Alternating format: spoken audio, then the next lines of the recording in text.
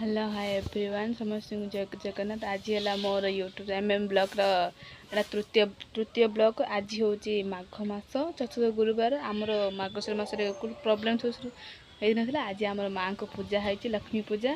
मु राति आम उठिलुणी मो मम्मी मो 4:30 राति उठीचु।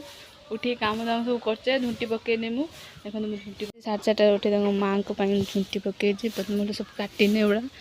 अब आम माँ को देखिया घर भर मो मम्मी माँ को आम माँ को भल सजाई। मुझे रात चिता काटी झुंटी चिता काटी। एबे देख मो माँ को मो माँ बस मु बही पढ़ी सारे बुक भी लग सारा पंचामृत भोग।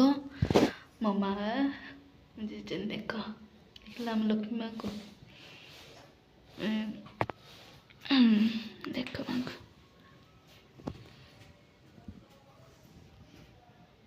देख चुट्टी चित्त सुखियन पकार तो सुखियन बोलिकी राति काली करदे चुट्टी सब चिता एपट भी देखो एपट सब ठाकुर जिन अच्छे भल से यहाँ भी देखो ये सका काटने एपट रखी जिन सब काटने आज के सुंदर देखा मो मम्मी आम माँ को पाखे जो भोग लगे से तैयारी कर लगे। तापर मु करी खीरी पिठा से मैंने बाहर समस्त दिहब पछक देखिए मुझे खीरी करमी आ लास्ट अच्छी आर कि सस्पेंस अच्छी।